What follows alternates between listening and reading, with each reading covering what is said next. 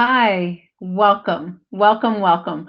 That is a very catchy tune, and I was just booping along to that here. Welcome. My name is Nancy Watt. I'm coming to you from Toronto, Canada, where it is 10:30 at night. I am caffeinated, and I am happy to be here. Welcome to the second part of day one of Women in Cloud. We are happy you're here, and we have a really great engaging session for you in this lab. We have an amazing speaker and a lot of interactive hands-on engaging activities before us. As you know who we are, and you know why we are. You know who we are and why we do what we do. At Women in Cloud, our mission is we are a community-led economic development organization taking action to generate 1 billion in net new global economic access for women entrepreneurs by 2030 through partnerships with corporations, community leaders, and policymakers. I said that in one breath. The social creative agency that I run out of Toronto, Canada, deals with human connection, collaboration, and the psychology and evidence-based research of what makes humans and organizations thrive. At the very core of Women in Cloud is their dedication to connecting, and we're going to continue that in our session.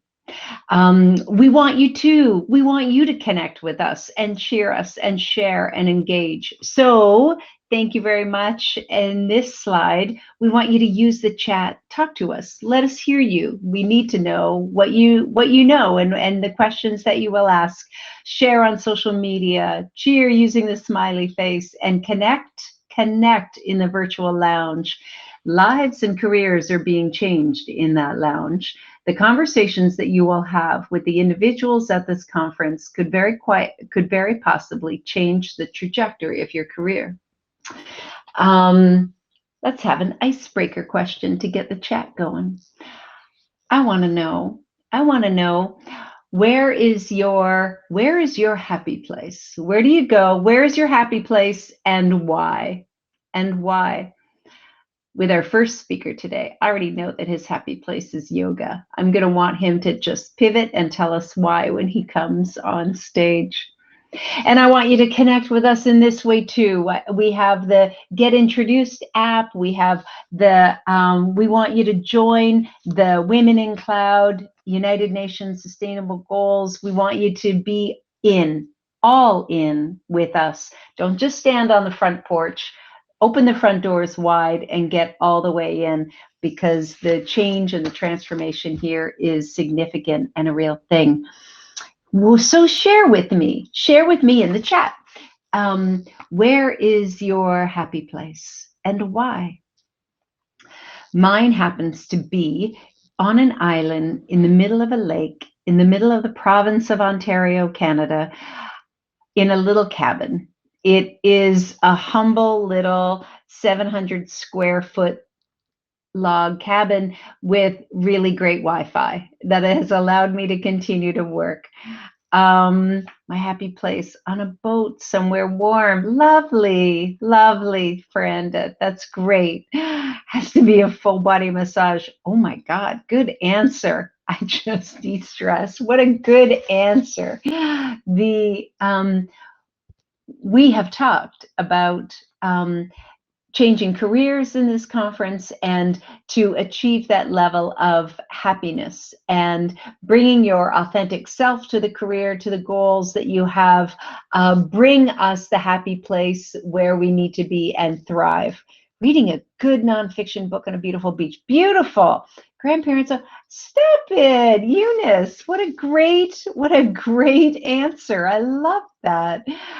Outdoors in the Australian bush. Same reason, peace and disconnection. Isn't that interesting that a happy place can be where we either connect or disconnect? Another phrase for disconnection means to reconnect with ourselves. I love that. I love that answer. Look at them all coming in. In the midst of nature, absolutely. Exploring new places, traveling off the beaten path. So great. Thank you, Carnegie. Hi, I know you. In the midst of nature. Perfect, perfect, perfect. Okay, thank you everyone. And again, my name is Nancy Watt, and I am really delighted to be here. I like to think of myself, may or may not be true, but I like to think that I am Women in Cloud's biggest fan. Because the work that they do has meaning and purpose, and I'm honored and humbled to play a very small part in the success of the organization. We had two amazing networking sessions, and amazing recruiters and strong job candidates, and conversations that will lead to further conversations, which is the point. So great. I'm going to introduce you to a very cool human, Bala Maduri.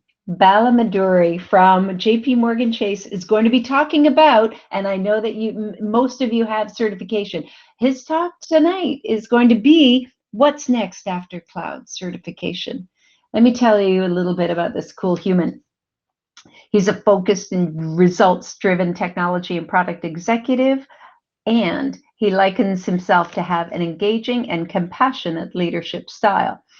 And may I say that the Harvard Business Review just wrote an excellent article about compassionate leadership.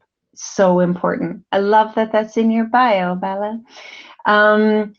Broad and deep expertise in areas of engineering, architecture, product management, applied research, and production operations.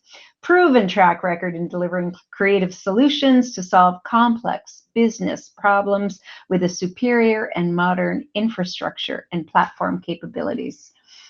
And his happy place is yoga, and I'd love to know why. We welcome you. We're really glad you're here.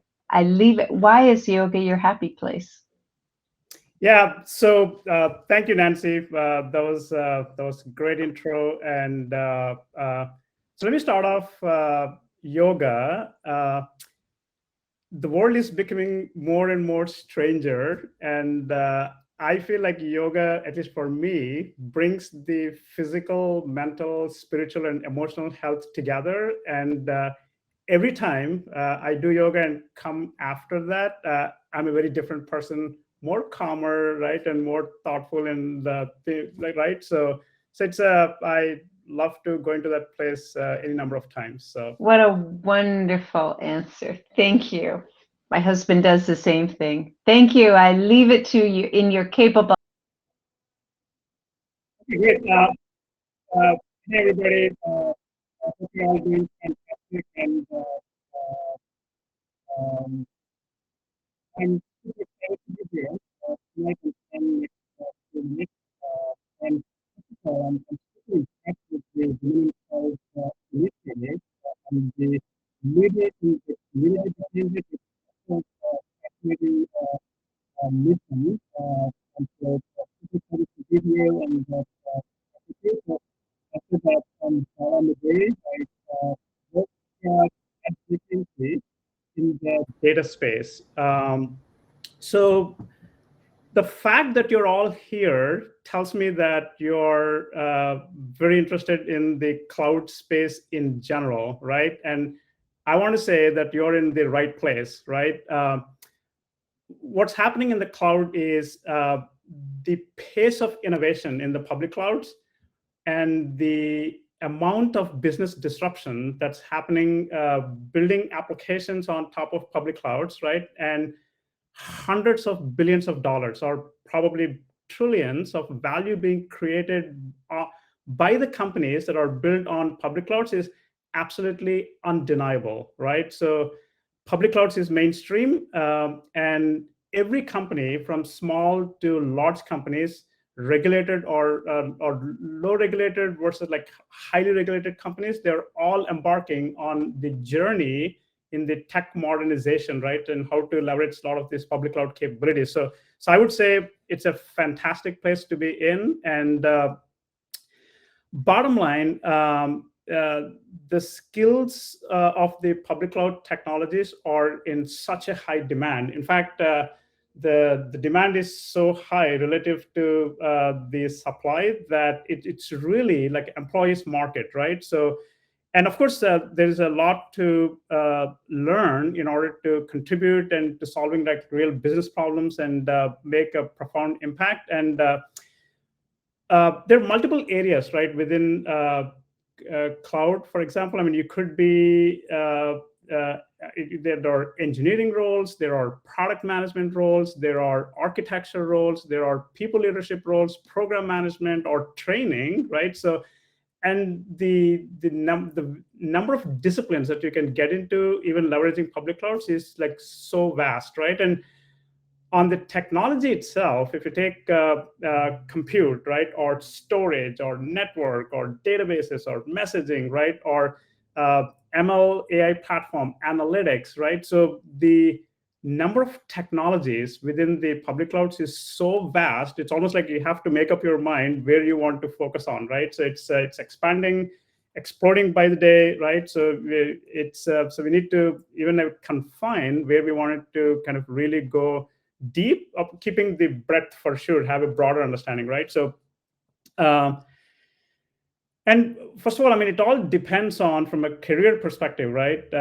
Ultimately, what you're passionate about, right? So what drives you? Like in the morning when you get up, like what gets you fired up, right? I think that's important. In fact, I would argue we should spend some time on just having that little bit of clarity, at least directionally, where you want to go, right? Just for my personal story, before JPMC, I was in pretty much spent my entire life at eBay, PayPal. You may have heard, because they're pretty popular consumer brands, right? eBay for commerce and PayPal for payments. And so I've always been a technologist. So I'm always like more on the engineering side. And of course, I led product management and architecture, right? And so I speak like probably like an engineer, but there are so many different options that you can get into. What attracted to me to JPMC is that beyond JPMC just being an awesome company, right?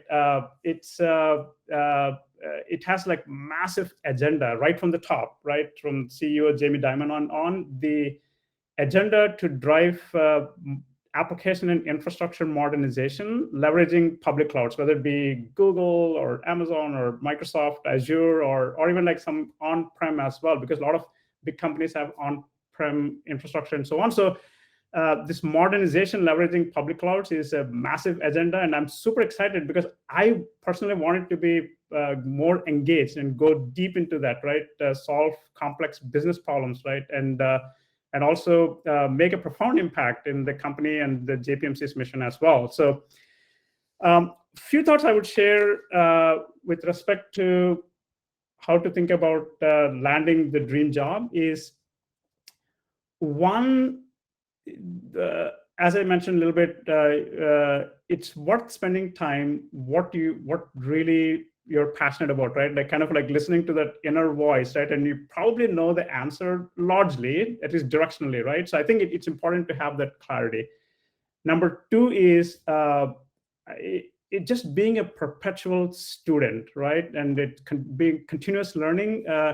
It just never stops, right? In fact, I would like to think of if you're stopped learning, it's not stagnant, we're actually rolling off, right? So continuous learning and being a perpetual student is so important. So, and the fact that you're learning this and getting certified is super important, right? In fact, I would argue get as many certifications as possible, right? Depending on your interest, right? Because the breadth, I think, is important. And once you get the overall landscape, you can go in specific topics so deep, right? So get certified. Certification demonstrates two things, right? One is that you're interested in the subject, right? Number two is it also demonstrates that you have some good understanding of the constructs, right? Of the public cloud constructs and so on. So I think certification and continuous learning is super important.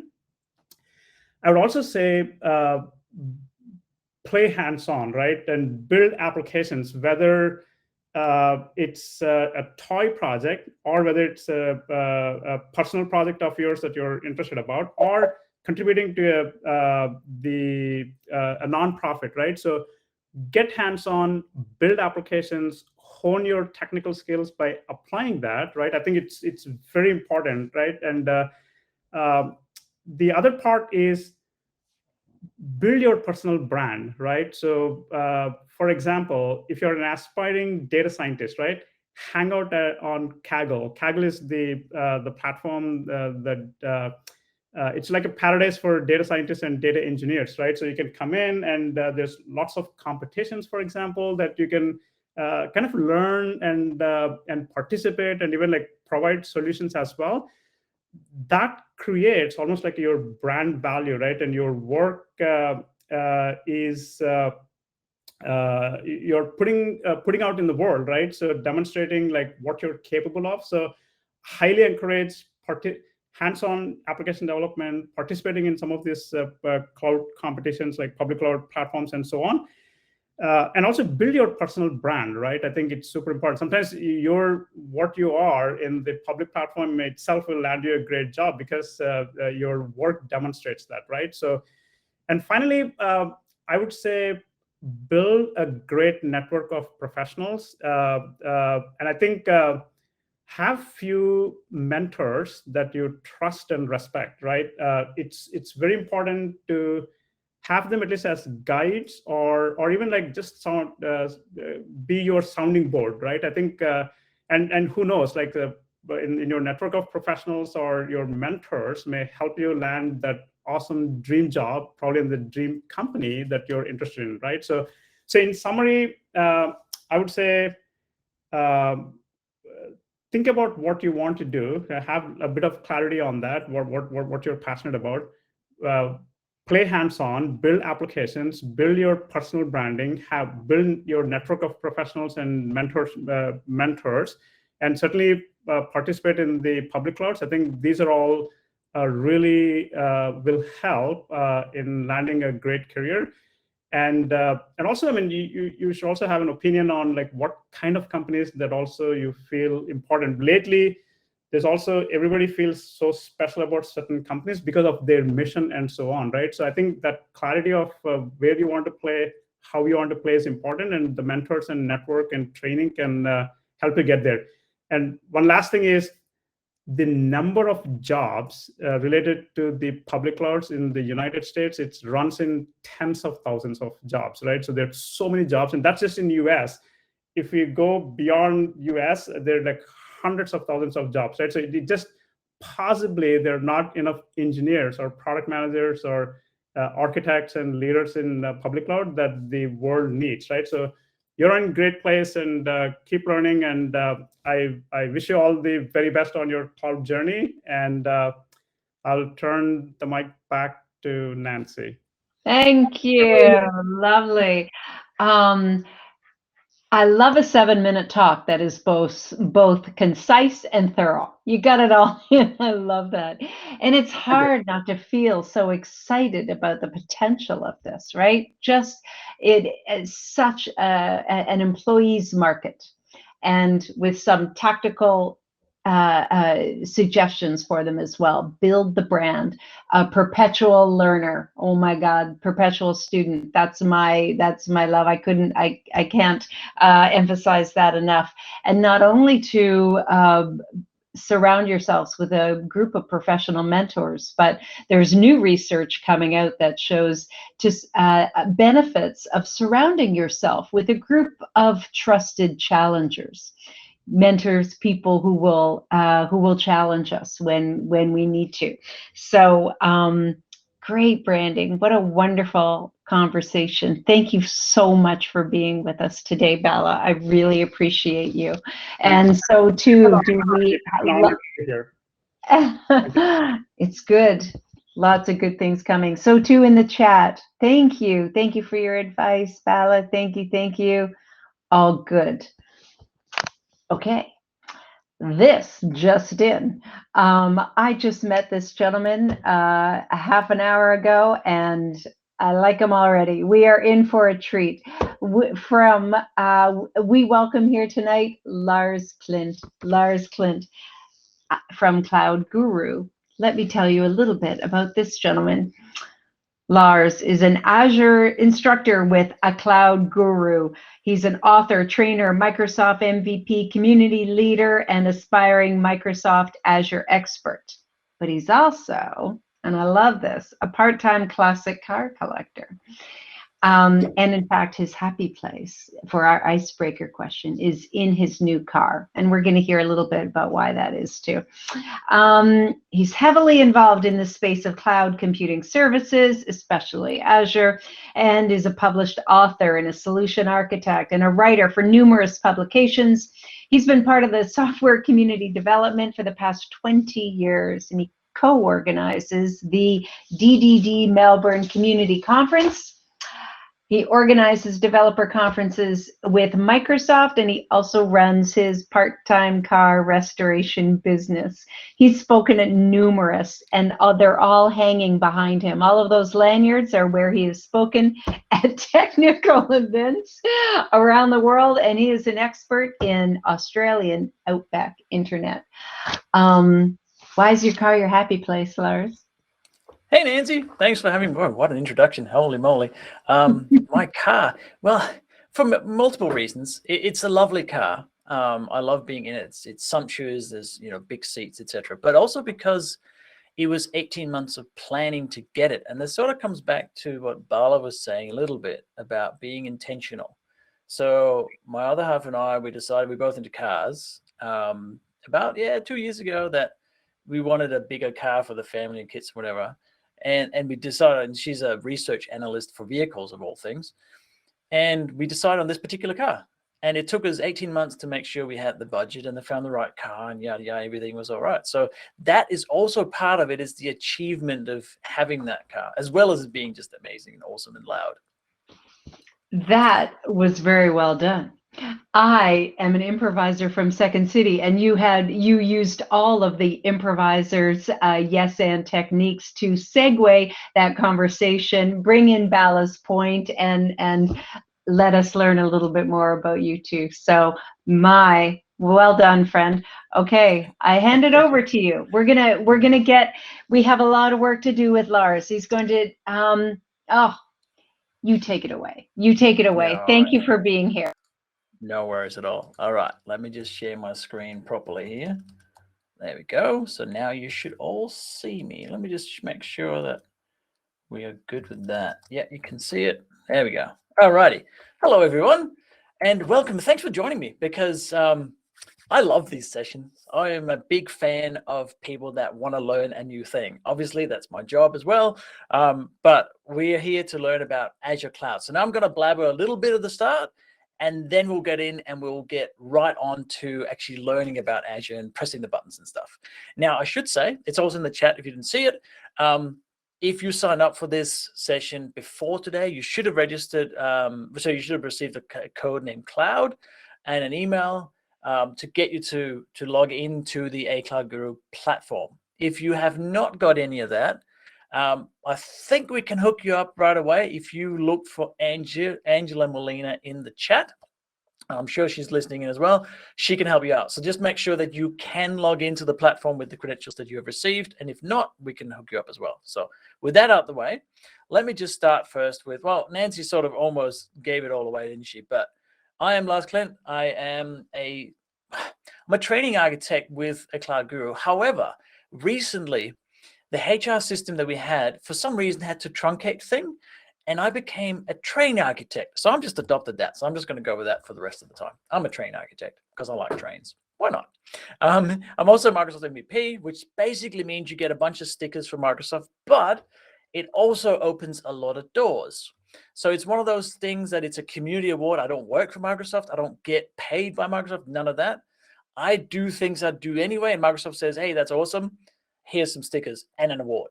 And what it does is that it immediately gives you some credibility. And now, talking like Bala was talking about building a brand, that is part of my brand.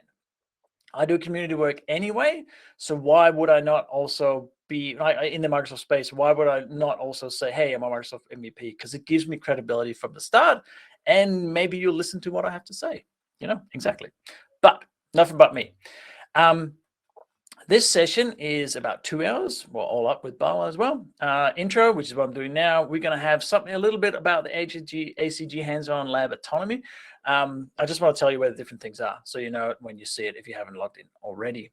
Then we're going to have a first lab. This is building a virtual machine, and I'm going to go through it step by step, and you can follow along if you want, or you can do it afterwards. You will still have access to the lab after the session. And if you have trouble, either yell out in the chat, or there's 2 ACG support desks on the platform as well, and some of my colleagues are there ready to help out. So if you've got a question, please go there and get some help as well. That's really important. Always ask questions, right? Otherwise, we don't learn anything. And then we're going to have a quick Azure Portal intro. Actually, I'm going to do that in a minute. And then something about resources, resource group, how that works. And we're going to have a break where you can go for 10 minutes and mingle and figure out where things, go to the different tables, et cetera, et cetera. And then we're going to have a second lab. And the second lab is about networking. So I'm going to go through 2 of the 3 foundational parts of cloud computing, which is compute or virtual machines and networking. So you're going to get 2 out of 3. The third one is storage, but we won't have time for that today. But you can explore that on your own. So the hands-on labs on the platform, right? I'm just going to make sure I watch the chat as well. So if you do have, I will try and monitor the chat, because once we get into the labs, it's a little bit, we got time to talk back and forwards. I like that because that's how we learn best, with a conversation, right? So make sure you ask questions for me or Stephen or PJ, or what was the third one? I can't remember who the third one was now. Yes, we've got 3 or 4 people around on the tables, right? So the anatomy of the hands-on lab. So we have here is the platform. That's the ACG platform. It's a website. And you'll see this here if you, log in. You should be able to get to this search screen, and you can start filtering things on the left. Let me just make sure I tell you everything that is here. Make sure I got notes. I can't remember everything, right? Right. So you can access labs directly or through a course. We can just go, both of these labs we're doing today are from the AZ900 course, which I also authored. So I kind of know them quite well. I didn't actually author the labs, funny enough, for various reasons. And then in here we have, filter on the left. At the top, there's different menu options, and one of them is labs. So you can go directly to that. So you log in, you do a search, possibly, to try and find the labs. And that will then bring up the search page, and you can filter on, say, hands-on labs in Azure. Right, so you only want to see the Azure labs. You want to see the AWS labs. Today we're doing Azure, so it's the Azure labs, right? And then we can access the labs directly from there. We can access the labs in the course, like I said before. And this is so here's my course. So I would recommend that you go to this page, and you can actually get a sense for, if you have never seen Azure before, the AZ900 course is the fundamentals certification. It's quite approachable. I try and make it interesting. Less about bullet points, more about Lego, but and then we go into the lab. Right now, when you access a lab, there's some metadata that's about how long it takes. There's a lab history. You can see this is Amy, who did the previous session. That's her lab history.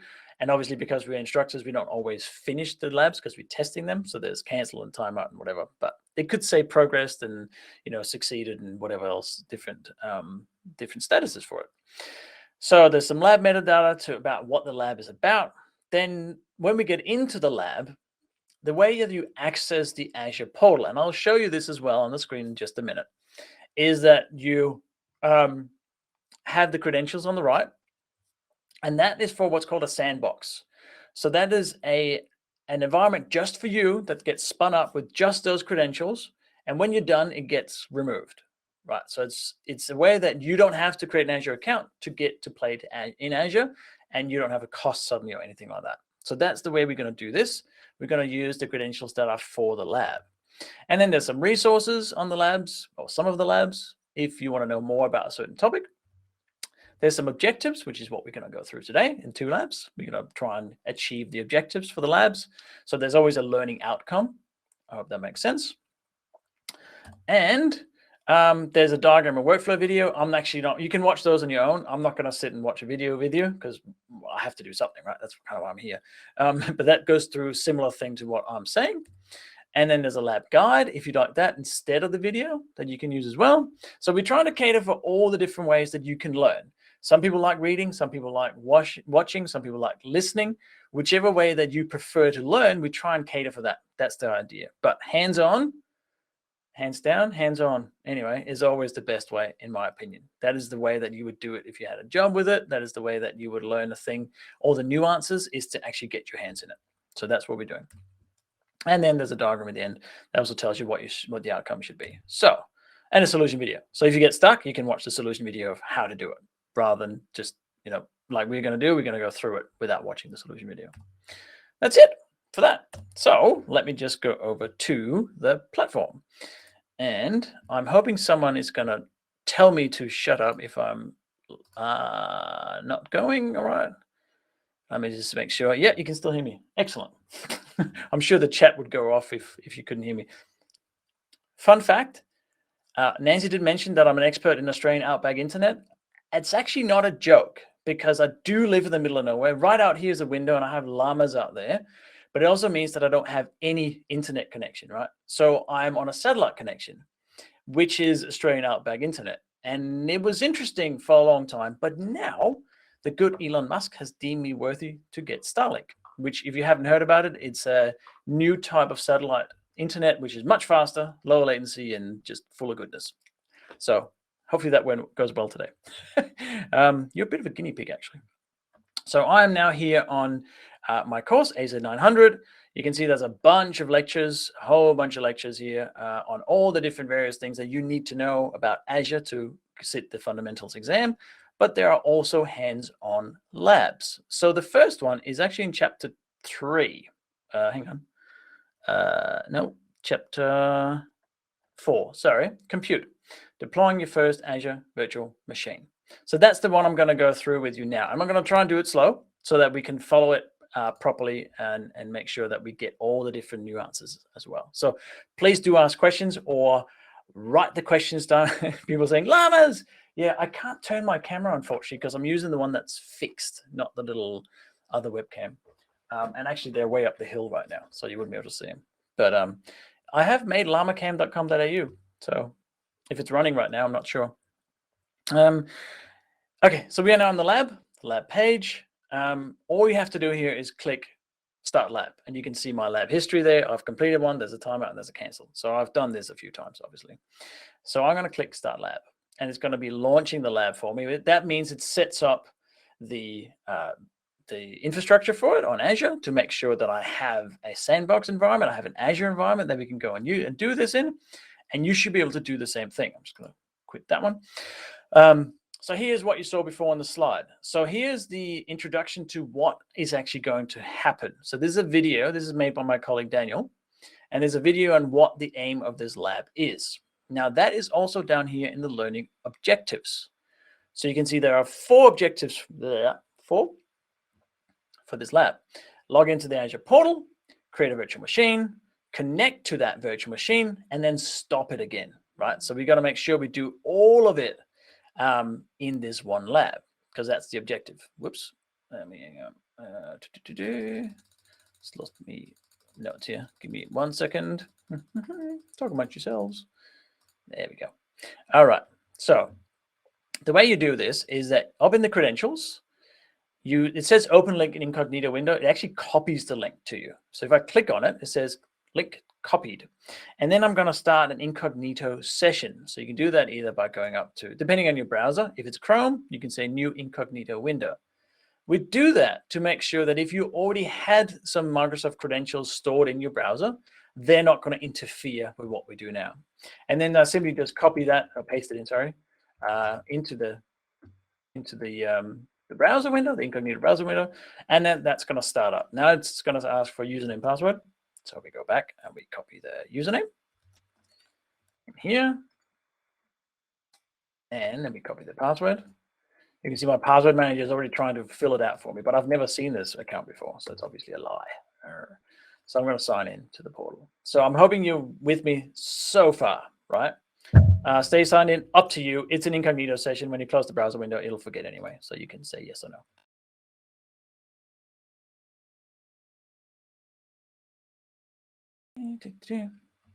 But it's really cool. And you do this for every lab that you create.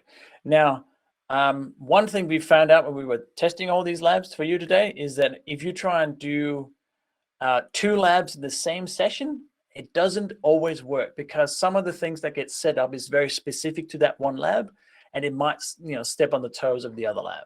So the advice is that if you do 2 labs today, close the incognito window and then create another one.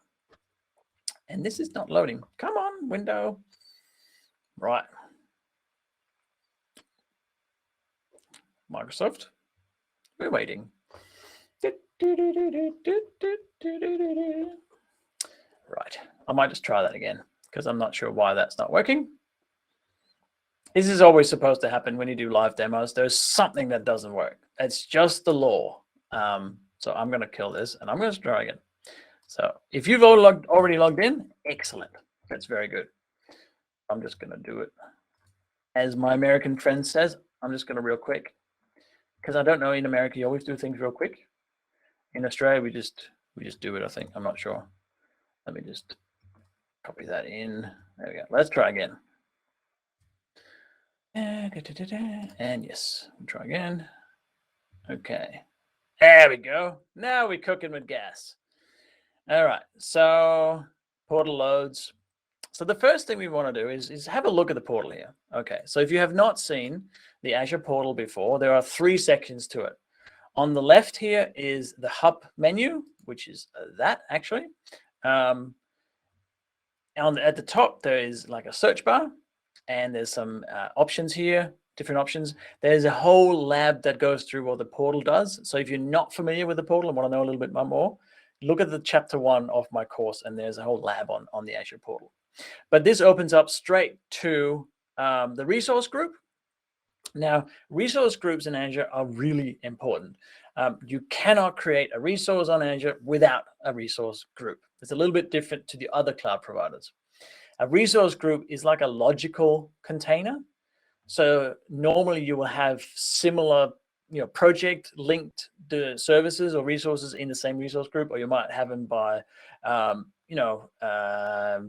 dev or prod, or you want to make sure you use your resource group to group, hence the word, your resources appropriately. They don't actually do anything themselves as such. They do live somewhere because there's a bunch of metadata around them. But you can use them to grant access to people. You can use them to, lock down resources, all those sort of things that you can do through a resource group. But they don't provide any resources themselves, if that makes sense. So we have a resource group. And the first thing we want to do is create a virtual machine. That's kind of what we were here, right? If you remember, if I go back to the objectives, log into the Azure Portal, I actually tick that off if you want. I've done that one. And now I want to create a virtual machine. There are multiple ways that you can create resources in Azure. And you just choose whichever way that you prefer, really. Now, I could go back to home here. So that's the main screen of the Azure Portal. This is usually what you would see when you log in. In this case, for this lab, it took us straight to the resource group. But in this is what you normally would see. And up here, you can see there's a virtual machines button. So you can create one straight from there. You can go to the overview of all the virtual machines you have, and you can click create on that. You can search for virtual machines up here. If I go virtual machines, you can see that they are all there, and everything related to virtual machines. Search in Azure is actually really good. And you can also create them in code if you want. There's something called a Cloud Shell, where we won't go into that today, but if you prefer a command line or PowerShell, there's just so many ways you can do it because, well, Azure wants it to be easy for you. How do you like to create your resource? We're just going to create one here by clicking create, and I'm going to create a virtual machine. Don't do the pre-configuration one, just create a virtual machine. And that brings us up with a wizard. And this wizard is very standard for all Azure services if you create them in the portal. So in this particular case, choose the resource group that was created for you. Don't try and create a new one, because sometimes the labs get a bit iffy. We try and obviously to manage that people don't start crypto mining or something with this stuff, that we have to lock them down a bit. So just choose the one that's already created for you. We're going to give it a name. So we're going to call it Women in Cloud VM. And the region, just choose the same region as your virtual machine. So, sorry, virtual machine. choose the same region as your resource group. Again, there's policies in place that you will not allow you to create virtual machines in all regions because price differs a lot. So we can sort of nail it down a bit. Now, I can't remember which region this particular resource group is in. So I'm just going to quickly check that. Resource groups. If I go to that resource group that was just created, we can see the region in here, Central US, right? So we want to choose the same region again. So let me go back to creating a virtual machine. I'm going to go the other way now. There we go. Create a virtual machine. And again, we're going to choose the same resource group, women in cloud VM, and we're going to choose Central US as it is already on. So it already chose that for us. That's good. There's a bunch of options here. Now, the aim of this lab is not for you to know what all of these options are, but availability options is you can have multiple copies of a VM so that if one falls over, you can just run another one. The image here, there's some that are here chosen for you to get started. Choose probably Windows Server, I think it is. Some of these are also locked down in the labs. Bear with me if it doesn't work. And there are actually more than 4,000 VM images that you can choose from because a lot of vendors will put their image on for you to get started really quickly. But that's another whole other story. And then we have to choose a username and password. And I'm going to call this Women Cloud Admin. And then make sure you choose a very secure password.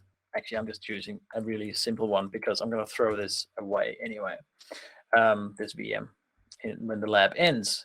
And then there are some inbound selected ports. Make sure you have 3389. That is the remote desktop protocol port. That's how we're going to connect to the VM once we've created it. And then you can choose licensing. That's fine. Now, next, we have disks. And again, sorry if it goes a little bit quick, but we only have like a little half hour or so. I don't even know how much I got left, but I'm sure Razor will tell me. So we can choose disks as well, the premium or standard. Obviously, premium is better. It's an SSD. Standard SSD, premium SSD, or you can choose a normal hard drive. It doesn't really matter which one you choose for this particular example. You could also attach new disks or existing disks if you had one like a virtual image from another VM that you have on premises and so on. And then we're not actually going to do anything with the rest of it, but networking, you could change things around here. You can set up various networking elements. Again, not what the aim of the lab is. So, and then we're just going to click review and create, actually. I'm not going to go through the last two, management, advanced, and tags, last three. So when you click review and create, you're going to have a little check. Azure's going to go, hey, does this make sense? Are you sure? Yeah, I'm just going to validate everything. And yep, it passed validation. And then it just gives you a little warning here. Warnings in Azure are good to pay attention to. If you're a developer like me, you're used to warnings in development being like, yeah, I'll get to it eventually. Warnings in Azure, pay attention, because this case it says you've set RDP ports open to the internet. Anything that's open to the internet is what's called an attack vector. It's something that someone can attack. They can try and get in that way, right? So be very careful with opening things up to the internet. So that's an example of a warning. Please do read them. And then I click create once everything is okay. And this takes a couple of minutes just to create the VM. I'll just see if there's, here we've got some questions. Yeah, so B is asking, should we do Windows Server 2019 instead of 2016? Yeah. Again, it doesn't matter a whole lot for this lab in particular, but yeah, I would normally choose the newer version unless you have a specific requirement for an older version. Some software or some applications require a specific version. And then it says, can you briefly explain why there are two deployments and why there is automatically a virtual network, public IP address network? Aha, so someone's already got ahead. So when you deploy a VM, like we're doing now, you automatically get a virtual network, a public IP address, a network security group, a network interface, and a disk, right? And that's because you can't really use a VM without any of that. You can use it without a network security group. I wouldn't recommend it. So this is sort of Azure's way of holding your hand and going, hey, you need all these things, right? A public IP is for you to access the VM, obviously. A virtual network, well, if you're not connected to network, how are you going to connect to it? How are you going to connect to the VM? A network interface is basically like your physical server, when you plug the cable in the back of it, that NIC, network interface card, that is what's being virtualized. So that's the connection from the virtual network into your VM. So that is also a very important part of it. And a disk, well, why would you not have a disk for your computer, for your VM? right? So it's a way that Azure's sort of going, yeah, you're going to need this. So you can create all these elements first if you want a specific type of them. Oh, there we go, deployment succeeded. And then use those pre-created resources for your VM, right? I could also have chosen no network security group. There was a non-basic advanced, but again, it's a bit, why would you not have a network security group? Unless you already have one that is established, there's a whole lot of, strategy and rules around network security groups as well. Right, we've created a VM. Next, you want to try and connect to it. So I'm going to go to the resource, and we get an overview of the VM. And the important things to note here is that it's the size of it. Where is that? Subscription there. Actually, I said so. Oh, there it is. Size standard DS2v3. Make sure that's the one you want it. And then there's the public IP address. And obviously that's for connecting to it. But there's a shortcut to connecting to it. And there's an action menu up here. There's all the things that you can do as an action to the VM right now. So there's a whole bunch of stuff down the left, and you can explore that on your own. We don't really have time right now to do that. But you can click connect. And there are 3 different ways you can connect. There's remote desktop protocol, which is the one we're going to choose because we opened the port 3389 for the remote desktop protocol. There's SSH or secure shell. That is usually a text-based way of connecting to a VM. That's very popular, especially in the Linux world. And then there's Bastion. And Bastion is an Azure product, which means that you connect to a VM through the portal, not through the internet. So that's a way of removing your VM from the public internet and connecting through the Azure portal. So you have to be authenticated through the Azure portal, and then you use Bastion to connect to it. So, but there's a cost for that as well. Obviously, it's an Azure product. So we're going to choose RDP. So click on RDP, and that'll actually take you to the connect menu. And there's an RDP file here. Now, if you're on a Mac, make sure that you're on the latest version of the RDP program. It says that in the lab as well, because otherwise this won't work. If you're on a Windows machine, you should be fine. So I'm going to click download RDP file. I can then open that file. And then, of course, it opens up a different screen. There we go. And it says, hey, I haven't seen this computer before. Are you sure about this? And I say, yep, I'm sure about that. And it's going to go, hey, there's a certificate. Oh, so here I have to put in my credentials. Now I need to use a different account because I'm not me, right? I'm not going to use me. I'm going to use Women in Cloud Admin that we chose before. And then my password that I chose for that admin account. And then I click OK. And it keeps opening on the other screen. I'm sorry. Here we go. Then it says, oh, yeah, do you want to trust the certificate for this computer? Yep, let's go good. I've created it. And then it tries to connect to it. Configure a remote session. Eventually. There we go. And here we go. So you can see that. Yes, you can. So now it's logging into my virtual machine that I've just created. And this takes a little while. It takes a couple of minutes. And that's fine. It just sets it up for the first time. It sets up all the different things, just like if you loaded Windows for the first time. This is a brand new Windows Data Center 2016, whatever I chose, machine. So it will take a little while for it to boot up, but it will eventually boot up. There we go. There's the beautiful Windows background. And there's a few more things that are going to load, et cetera, et cetera. But that's it. We've now created a virtual machine on Azure. It really is that simple. Yep, allow your PC. No. So it's connected to a network, obviously. We connected it to a VNet, et cetera, et cetera. So there's one thing left we need to do. Now we have a virtual machine, and it is, if you're familiar or not familiar with pricing on the cloud, it's one of the things that gives, especially managers, the most concern. Because I'm just going to close it. Oh, because I can close it here, right, with a VM. I can close it, click close, like that. All that does is it closes my session. The VM is still running. It just closes the Windows session into the VM. So I'm still paying for it. What you need to do to make sure it's stopped is that you have to click stop. So on the screen, make sure you click stop. And it's going, are you sure? No, it'll be clicked and you're going to lose your public IP. And you can reserve the IP if it's really important, yada, yada. Yes, I want to stop it. So that is important. There's multiple ways that you can auto stop your VM, and you can, I have a friend that processes massive amounts of data. We're talking billions of records, and he has the like a VM that would cost, I think it's $36,000 a month to run, but he runs it for like 45 minutes and then he shuts it down. Right. So even though the VM can be really, really expensive, it could be worth having a huge machine, with 100 virtual cores, et cetera, if you just use it for a little bit of time. Right. So then you've got to weigh up how you use the VMs as well. So, all right. Oh, another question from B.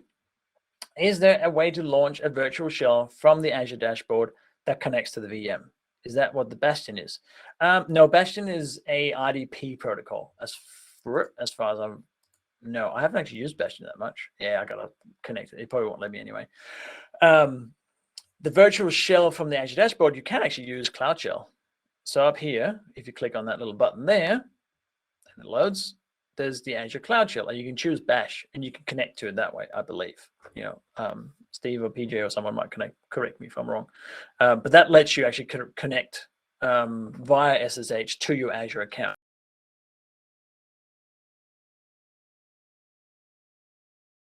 All I have for this lab, and I don't even know how long that took. Does anyone tell me how much time have I got left, Razor? Just in the chat or something. Because I can keep talking all day. But if you've got questions, let me know. And you are an engaging teacher. I love that. We're just in the home stretch. We've got about 3 or 4 minutes left. Is that right, Reza? Well, we are right on time, actually. Okay. So, Lars, to the minute. That was really, really awesome. I'd like to do that. Well done. Well done. So, are we ready to explain to folks how to go experience the lounge piece, or did you have a couple of? Okay, great. So if it's all right with everybody, Lars, you can just go ahead and stop your screen share. Just click mic off, camera off, and Nancy, if I can figure out how to do it. Hang on. And I'll take our attendees here, set the stage for what's going to happen next. So you've taken the time to listen to Lab 1, setting up your virtual machine with Lars. So what we're going to do now is actually go into the lounge experience. As Lars mentioned, we have a couple of folks here from the ACG team. They're going to be available to meet with you.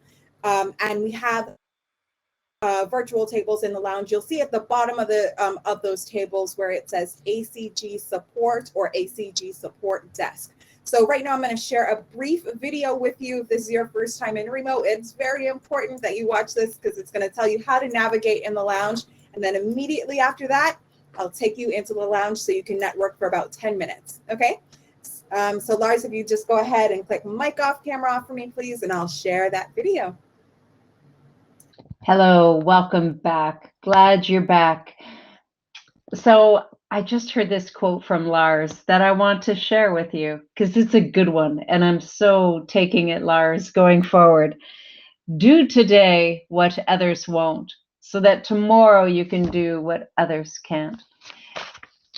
We talked about the importance of perpetual learning and putting yourself in this powerful position. And so I want to thank Lars, and we're going to gear up again for another 30 minutes of him. And thanks to the ACG boys in the chat helping us along with this conversation. Lars, I hand it over to you. Let's just keep going. You're you're a great teacher. I'm back. Hi. I'm back again. Can't get rid of me. Yeah, no, I hope you got something out of that first lab, right? So I went through it relatively slow. I know it can seem a little bit, if you've never seen it before, it could feel a bit fast. I apologize, we only had half an hour. The good thing is you have a login. You can go and do it again. Yes, you can do it as many times as you want. But we're going to keep going with lab number 2.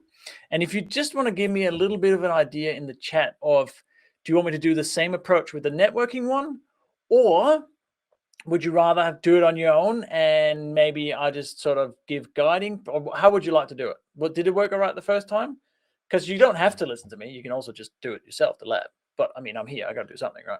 So let's see what you say. I was just showing the people at my table before that we were talking about Lego. And here's one of my favorite Lego models. It's fantastic. I don't know if you're into cars, but it's a Ferrari F40. It's my favorite car of all time.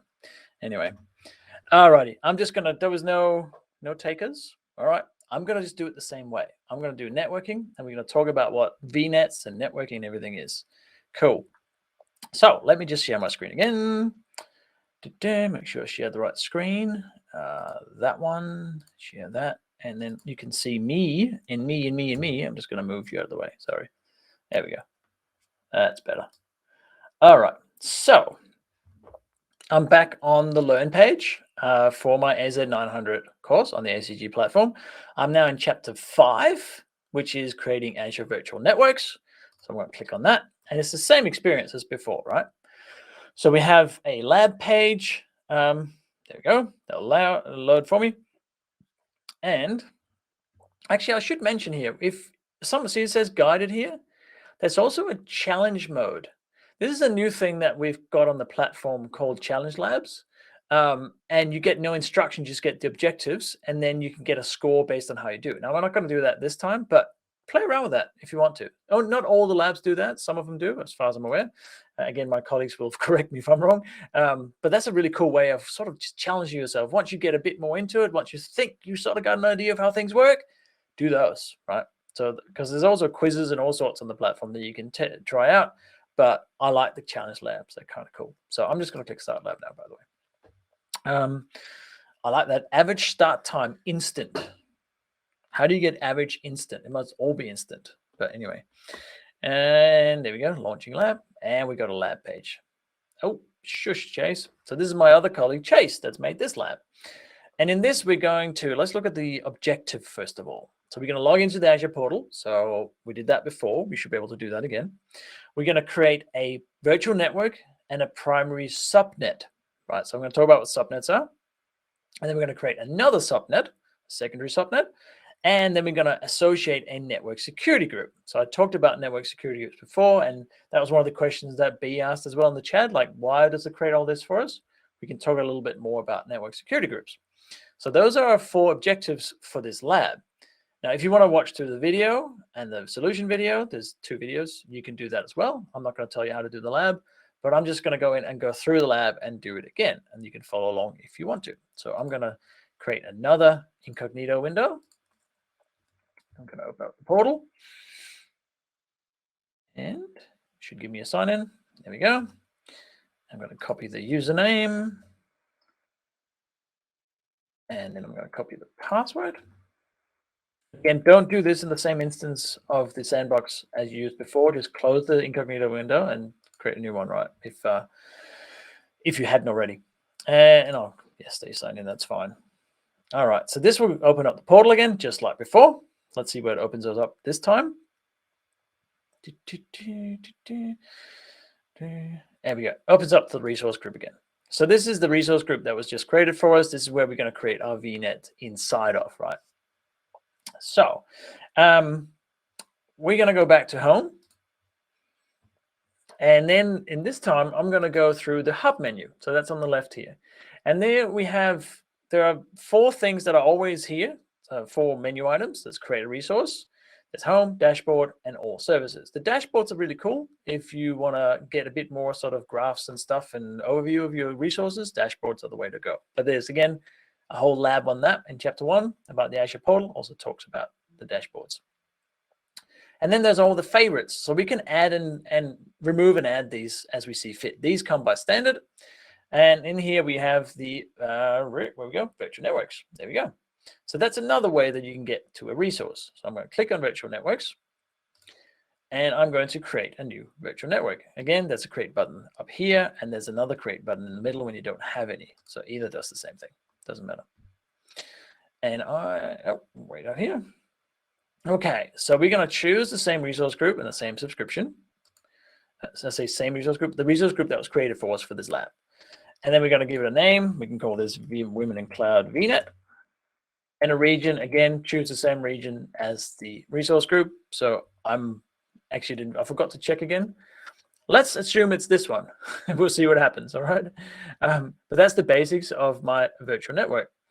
Then we need to give it an IPv4 address space. So if you're familiar with anything on the internet, you know that there are IP addresses everywhere. An IP address is how you get to a server, an endpoint on the internet.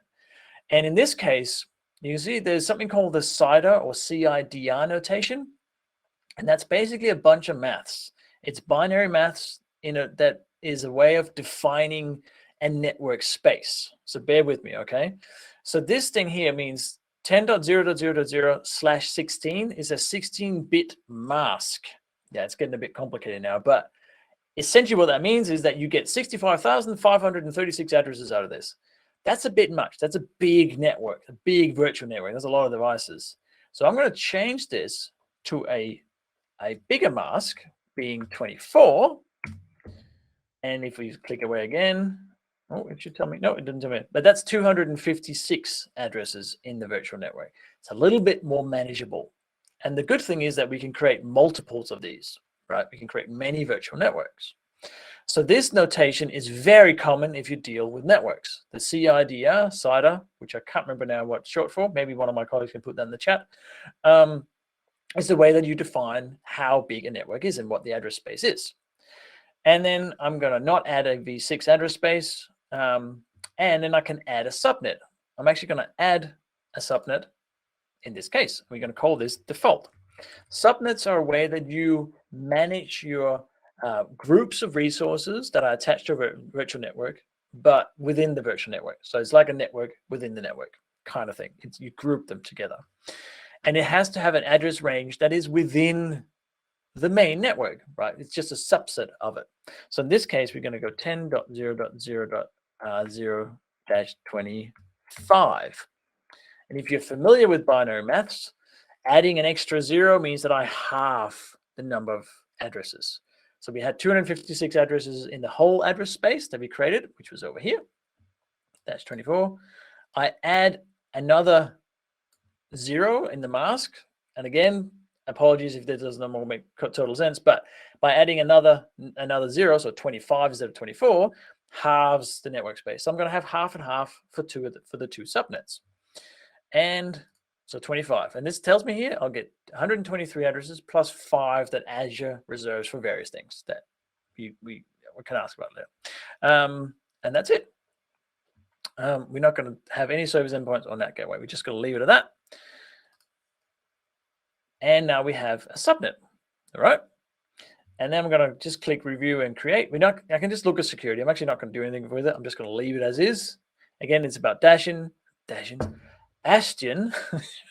DDoS, and a firewall. Now, you may want to use these if you were putting this into your own Azure environment, right? But for this particular lab, we're just going to leave it. We are worried about the virtual networks themselves right now. So we're creating a virtual network, and this is really quick compared to creating a virtual machine, which actually didn't take as long. Sometimes VMs can take quite a while to create, depending on what type and what size and region, et cetera, et cetera. So we're going to create our virtual network, and give it a second. There we go. Deployment in progress. And that shouldn't take long at all. Let's see. Come on, Azure. But virtual networks are important. Everything on Azure is connected to a virtual network, whether it says so implicitly or not, explicitly or not. So if you have certain services and it doesn't say, such as an application app service, you don't need to define a virtual network, but there is one there, and you can define one. And there are ways that you can have a private virtual network that you then put your app service in and so on. So just bear in mind that this is one of the foundations of cloud computing, networking. You cannot do anything in the cloud without networking, right? You can have as many VMs as you want, but nothing connects to them. You need a network. So we created our virtual network, or VNet, as they're often just called. And then we go to our resource. And my leg's fallen asleep. So here we have very basic. Compared to a VM before, there's way fewer things here to do because a virtual network is just providing a route. It's providing a way that data can get from one end to the other. So we can see here that the location is South Central US. If we have our address space, then again, that is the important part of it that we are worried about right now. And then if I go on the left here, there's all these different menu options, and I go to subnets. We can see that there is a subnet that we created like before called default. Now I want to create another subnet, and I can do that through here. I don't have to do it at the start. I can do it after the fact and when the virtual network is alive as well. So We're going to call this, I'm just following the lab, by the way, so I got my notes here. We're going to call this subnet A, because that's what the lab does. I might have come up with a more interesting, like llama. Oops. Hang on. What is it saying? Subnet must begin with a letter or number. Ooh. What did I do wrong? Okay. Subnet. Why is it like that? It is beginning with a letter or number, and it ends with a letter. Why is it not happy? That's just rude. Let's just try again. White space. Yeah, but wait. The white space is the end. Thank you, people. Fantastic. See, that's why we do this together. I know. And then this address space, it's sort of almost got it right for us. So it starts at 128 because that's where the previous subnet ends. So this subnet we have here, default, goes from 10.0.0.0 to 10.0.0.127. So it starts at 128, but I'm actually going to make it the other half of it. So we're going to choose 25 again. So that's a bit mask of 25. And you can see here, again, 123 addresses and 5 reserved. Oops, I don't want that, sorry. And then we could choose some of these services. Again, I'm going to leave them as default because we're going to create a network. And that's it. So now we can save that and we get a second subnet. So now we have one virtual network, which is called the Women Cloud Network, VNet, and there's 2 subnets in it. So we have default and we have subnet A. And we can now start allocating resources to those subnets. We could have, for example, one subnet could be attached to a different even subscription on Azure. It could be publicly available. You can do all sorts of things with subnets, depending on how you want to manage it. And you might have just a tiny subnet with like 4 machines that are the ones that you can create access from the outside, and they're gated, et cetera, et cetera. Subnets are very important. They're very easy to create, and they're crucial for managing your networking security, your infrastructure, your routes, your performance, right? So, okay, I'm just going to check the chat here. B is a guru. I agree. Thank you. Behind the scenes, how does the Azure Portal to the ACG platform? Are there very granular APIs for account provisioning? We're getting way too technical, B. That we have a whole team of developers. That's all they do is manage sandboxes. I don't pretend to know exactly how that works, nor that it is simple. It's probably proprietary. It's probably what we go, oh no, that's what we sell. I don't know, actually. They don't tell me anything. Oh well, John's just putting a little bit of knowledge into it here. That's cool. Thanks, John. So read the comment if you want. All right, so we're going to create a network security group. So that's a way to manage what comes in and out of a network security group. And you can attach a network security group directly to a VM, or you can attach it to a VNet or a subnet. It is advisable from everywhere in the cloud world to not attach a network security group directly to a VM unless you have a very, very good reason. The reason is that I'll show you that as well, but the more network security groups you have, the less they are, the less you can manage them effectively, because there are many, many, many rules in these at times. So let's have a look at one. I'm going to use the search bar this time, network. And there's a whole bunch of stuff with network. You can see services, marketplace, documentation. We're going to go to network security groups, and we're going to create a new network security group. So we're going to attach this. So a network security group let me start again. A network security group is a bunch of rules. That's basically what it is. That says what traffic can come in, what traffic can't come in, or what traffic can go out from this network, or what traffic cannot go out. Right. So it's a bunch of rules. So we're going to create one that we're going to attach to our virtual network. So we're going to call this Women in Cloud Network Security Group. And we can leave it in South Central, and that's it, right? There's nothing else. We just go create and review and create. That's all there is. But it doesn't do anything on its own, right? Let me just click create again. We have to put it somewhere for it to have effect. We need to pass data through it. Right now, on its own, it's just a resource. It doesn't actually get any data through it. So we need to associate it with the VNet and the subnets that we have just created. So let's just get it made here. Come on, deployment.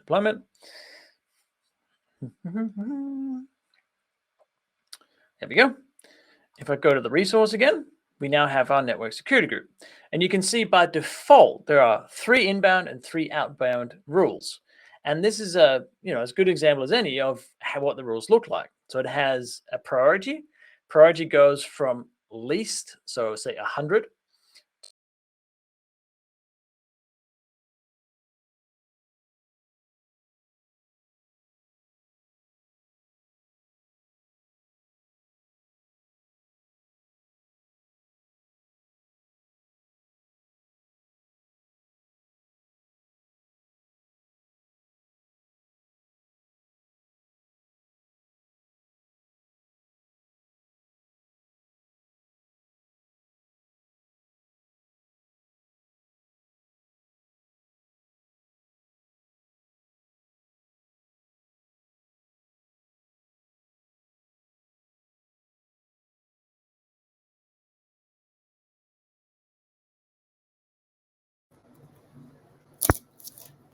All right, so it appears that Lars is frozen. So we have Nancy coming on right now, just for a sec, while I ping Lars in the background and get him back up. I see he's heard what we said, so he's going to come on and refresh. So Nancy, I'll let you take it until Lars comes back. Okay. You're all good. Thank you. I don't know. His leg was asleep. Maybe that just, he got completely frozen in it. And that, what a great group of cloud gurus we have in the chat. Really, thank you all.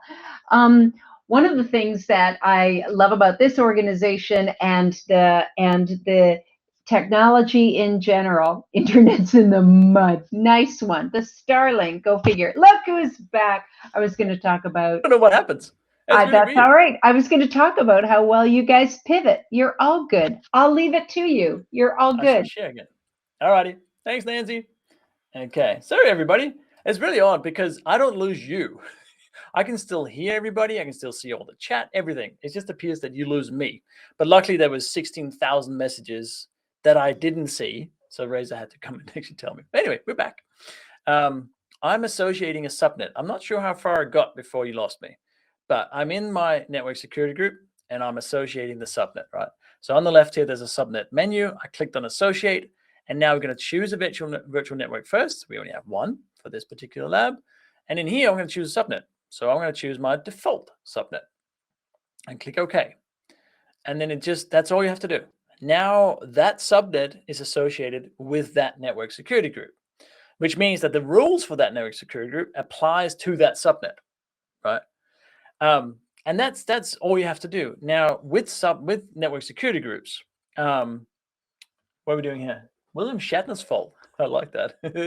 That's, if you don't get the link, it's because he went sort of to space. Not really.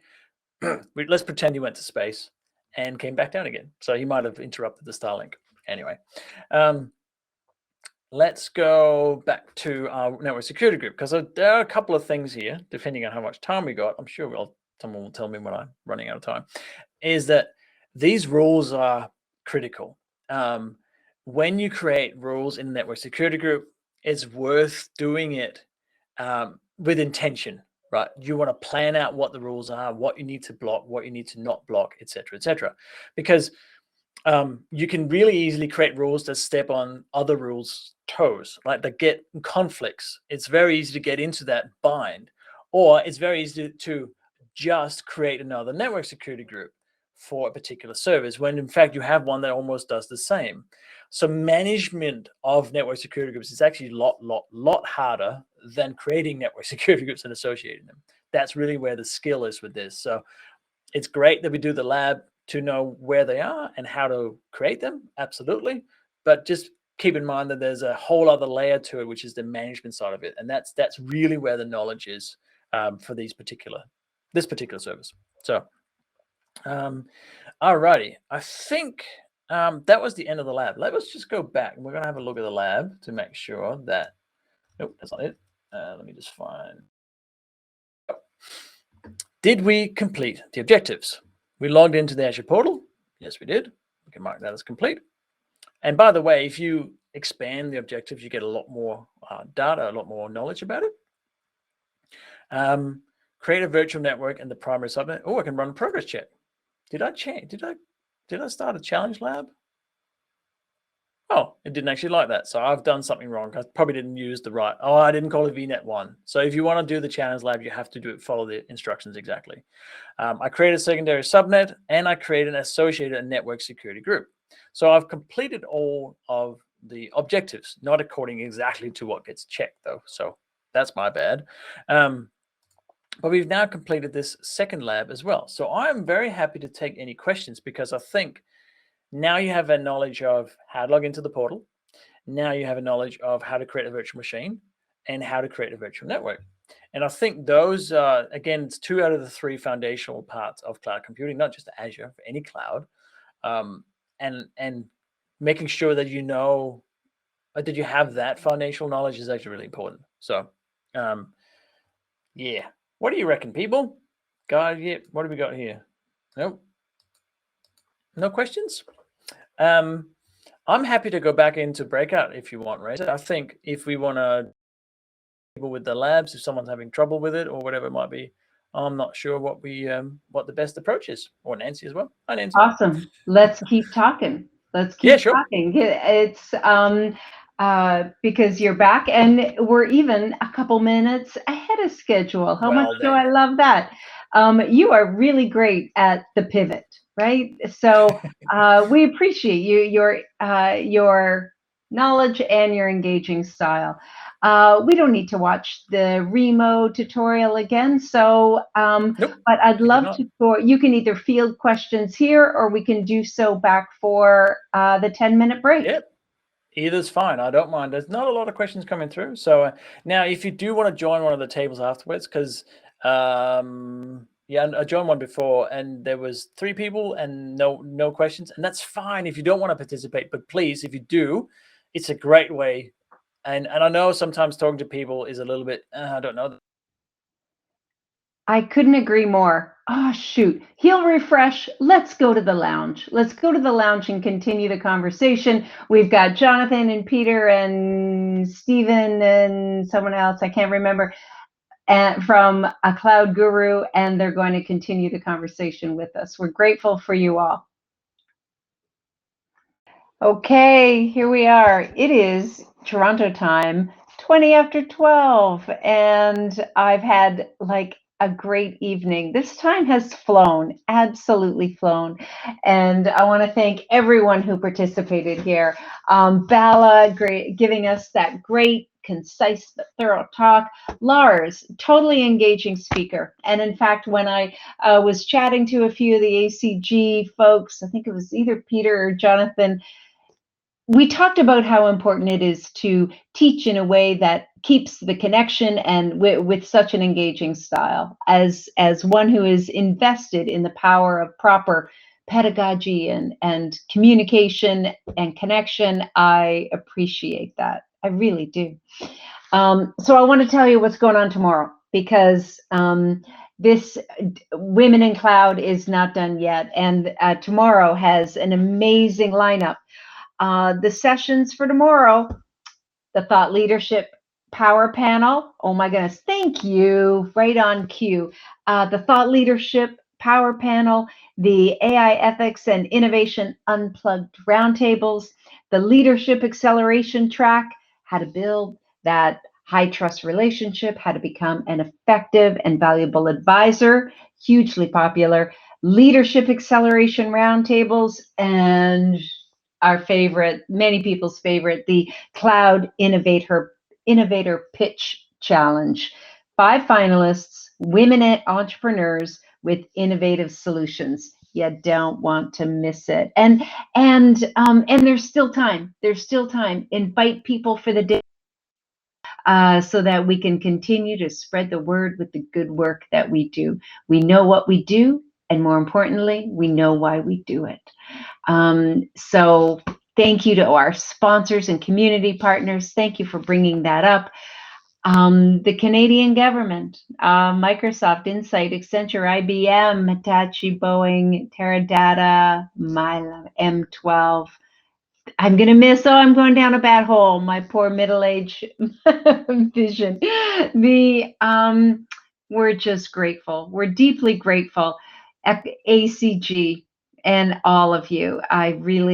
We appreciate you and your commitment to your career, women in technology, and making sure that by 2030, what a party that will be. Oh my God, you don't want to miss that. When we land on $1 billion of economic access by 2030, we will have moved the behavioral dial in the world. We will have changed society for the better, and we will have transformed the lives of women on this planet. It is work that is good, and that is work that propels us forward. So thank you. Thank you for your time and attention. Thank you. Oh, you're welcome, Chandra. Yeah, it's all good. It's all good. Do you have any last words, Riza or Chaitra? Anything else? If not, I bid you good night. Yes, thank you, Faranda. Share on social media using the hashtags. All right. Thank you so much, Nancy. And thank you, everyone, for sticking around for day one of Wikunga. I know we covered a lot today. And as Nancy mentioned, we have so many more exciting things and special announcements and surprises and opportunities for you tomorrow. So don't miss out. You can join the Wikunga Event Hub. And all of the leaders that you are meeting throughout the event over these 2 days, you can get connected with them, request warm introductions via the Get Introduced app. And we'll see you tomorrow at Wikunga. Bye, everybody. Nice. Good night. Good night. Good morning in Asia. Good. Have a good weekend, Australia. It's all good. All right. See you. Bye.